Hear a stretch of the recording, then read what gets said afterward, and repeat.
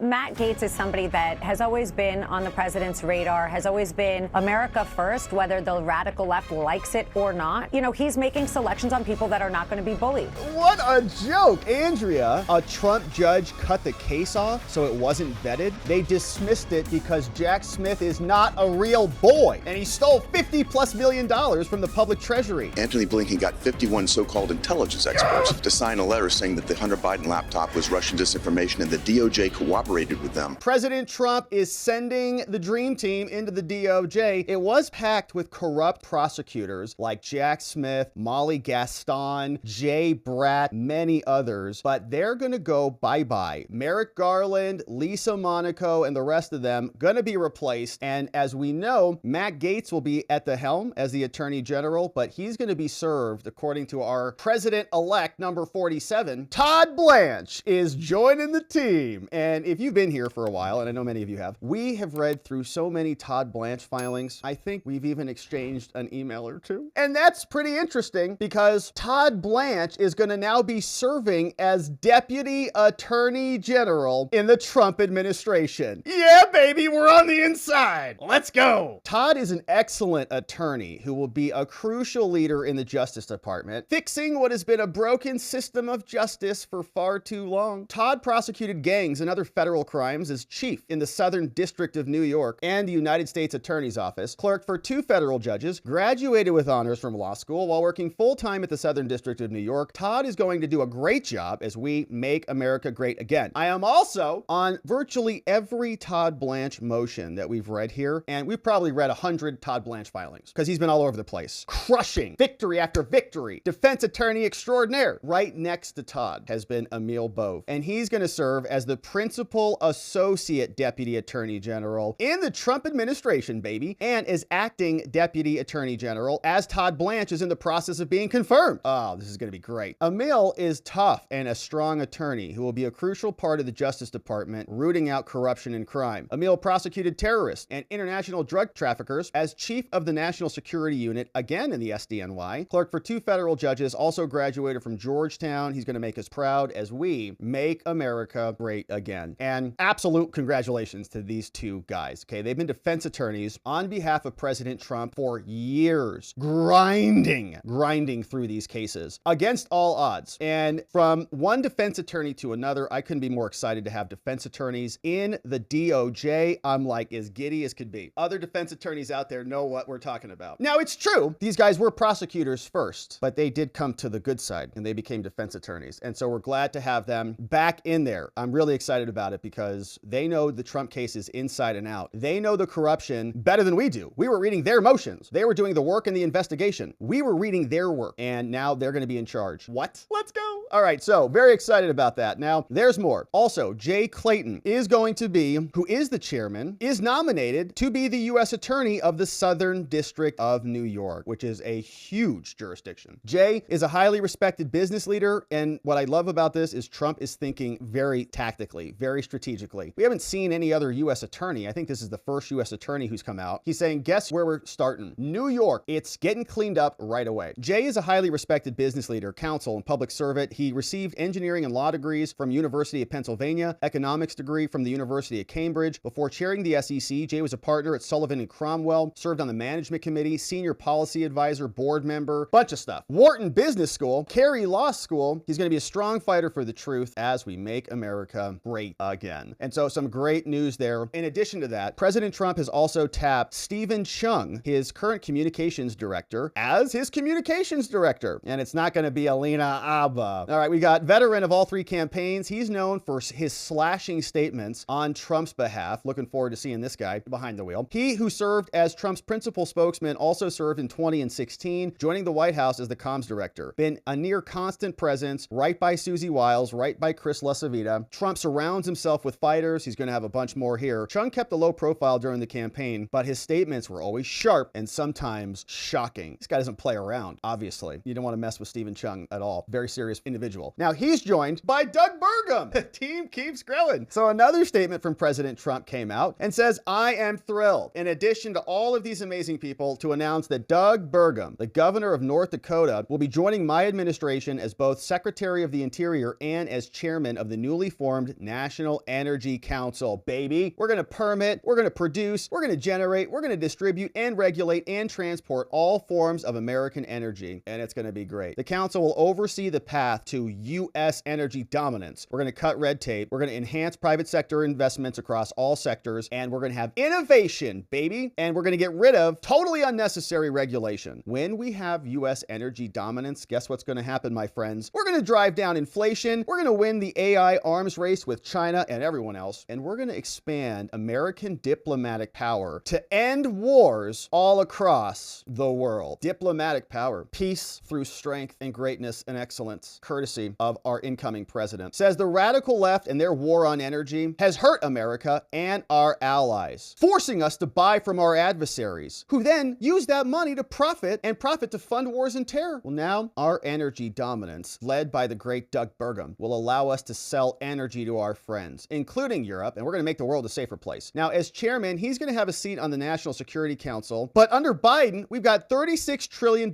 in debt. Even though we've got liquid gold under our feet, we're going to drill, baby, drill, and we're going to preserve and protect our most beautiful places, all while reducing the deficit and eliminating our debt. We're going to undo all of the damage that the Democrats did to our electrical grid. We're going to reduce the cost of electrical bills. We're going to ensure that America has power to serve everybody without rolling blackouts or brownouts. And we're going to win the battle for AI. We're going to have fabulous oil and gas, and America is going to be energy dominant and great again. I'm excited for that too. We should have abundant energy. Could you imagine what we could get done if our energy was virtually free? Why shouldn't it be? Shouldn't there be a dividend? Why are we spending hundreds of billions of dollars on foreign lands when we could be building reactors here and drilling and cultivating American prosperity in our homeland? See what they do in some of these other countries? They use their natural resources to build the biggest, tallest buildings in the world. We're excited to make America energetic again in multiple ways. Now, we also have a question about the FBI. Who's going to be in charge of this one? There were some rumors about Mike Rogers, which was being floated out there, and everybody's like, no. So how about Kash Patel? CNN is saying he's being rumored to be on the short list, saying weighing what to do on this because a bunch of people on the right say he needs to be in there. The interest in Patel comes after selecting Matt Gaetz and Tulsi Gabbard. We'll see what happens here. The wrangling for this position is also up against this other guy called Mike Rogers, who is former border protection guy. Even among Trump loyalists, Patel is widely viewed as a controversial figure. They call him a self-promoter. Why? Because he talks to people. Whoever Trump selects, it's clear that Trump is exploring the option of cutting Christopher Wray's 10-year term short and firing him and walking him out of the FBI building. So we'll see if Kash emerges and joins in on that. We've got a bunch of people now up for nominations. Senator Tom Tillis has signaled he's open to confirming Matt Gaetz. Let's see what he said in this short clip. Concerns about him? Do you have concerns about Gaetz? Look, I barely know Gaetz. All I know is he likes picking fights on social media. He'll have to deal with that in committees, but I don't know his background. I'm going to look at it and give him a fair hearing. You hearing concerns from any colleagues about him? I haven't really talked to much. Y'all were keeping us so busy talking to y'all that we didn't get to talk to each other. What about his role? You were very critical about his role in ousting Kevin McCarthy.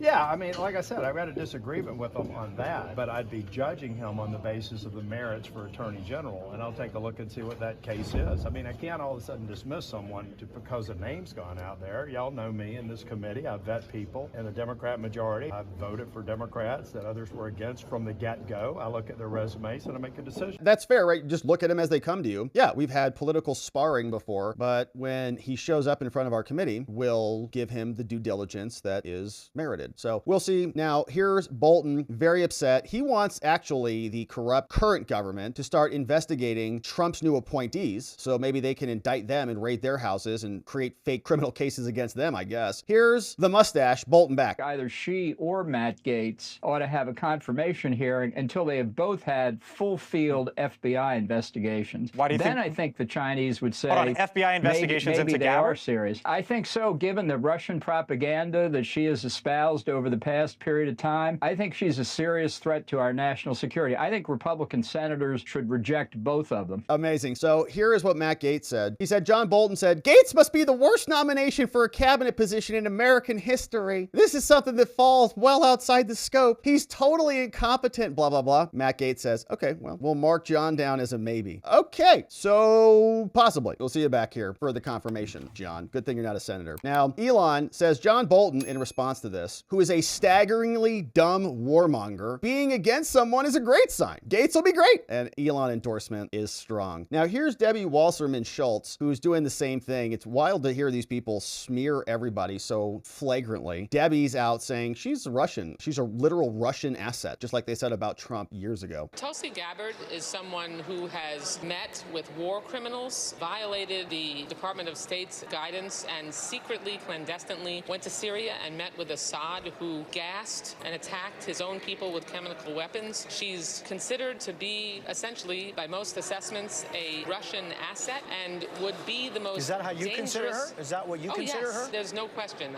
Okay, so you can see how this is going to go. The Russians are invading America. Well, Alina Abba was out, and she's explaining what the team is looking like from behind the scenes. I want to start with Matt Gaetz. What can you tell us about the process of choosing him to be AG? Was there a lot of consultation with the Hill? Did you all bring in Speaker of the House or any of the other top Republicans? I'm not part of the transition team, and as you know, Laura, I always take my confidentiality incredibly seriously, but I'll say this. Alina! Matt Gaetz is somebody that has always been on the president's radar, has always been America first, whether the radical left likes it or not. He has been very clear about who he is, and despite the bullying, which we've seen time and time again, and frankly, Laura, I'm shocked they've only waited a couple days for more fear-mongering, which you just played for the American people. You know, he's making selections on people that are not going to be bullied. And we have seen time and time again political people who are career politicians come in, they act like they're Republican, they turn out to be a rhino, they fold and buckle under pressure. These people, his selections, they're not that. And that might be frightening to the CNNs and MSNBCs and the people that put up charts and say that they will not respect the rule of law, the Constitution, and the separation of powers. But they've got another thing coming. We need to respect the process. The president has to respect the people he's putting in these roles. And frankly, I do. I think he's made great decisions. I'm excited for what's to come. I think America spoke loudly that they were excited for what's to come on November 5th. Alina Abba in the House. Yeah, Trump's not getting steamrolled. They're not the same old useless bureaucrats. That's their greatest qualification, is they're not the same old people that we saw before. And so this was a nice exchange with Bill Haggerty. He came on. They put him on with MSNBC. He is a Republican senator from Tennessee. And here's what he said as the upcoming battle emerges. Joining me now is Tennessee Republican Senator Bill Haggerty, who served as U.S. Ambassador to Japan during the first Trump administration. Welcome and thank you so much for being with us, Senator. I appreciate it. It's good to be with you, Andrea. So what is your reaction to Matt Gaetz as Attorney General? Right now, would you support him? Listen, Andrea, it's amazing to me that people are reacting the way they are and what you just showed, because there has been no one better at channeling the American public's frustration with the weaponization of the Department of Justice than Matt Gaetz. Yeah. You can understand the president's frustration with the DOJ. During his campaign, during his first campaign, they used a fake Clinton dossier to spy on him. Look at what happened in the first Trump administration. This whole fake Russiagate hoax, the DOJ investigated him for years doing that. In 2020, the DOJ went to big tech and had them censor Hunter Biden's laptop to throw the election toward Joe Biden. Let's go. And if you think about what just happened in 2024, the DOJ, their colleagues around the country, they brought 5 different cases to try President Biden's top opponent, President Trump. I can understand his frustration in wanting to put an agent of change in place. I'm not surprised at all. They tried to throw him off the ballot. Well, I don't want to litigate all that happened with Donald Trump because there's a lot of evidence to support many of the allegations, and in fact... and there's a lot of evidence to show that there is no evidence for any of the allegations. The indictments, Mar-a-Lago, the sloppy intelligence handling... What? That case was dismissed. Andrew, I think the American public spoke louder than anybody. They gave him the strongest mandate we've seen in 36 years in reaction to all of this. But a Trump-appointed judge cut all of that off, and it wasn't fully vetted. So let's just talk about that.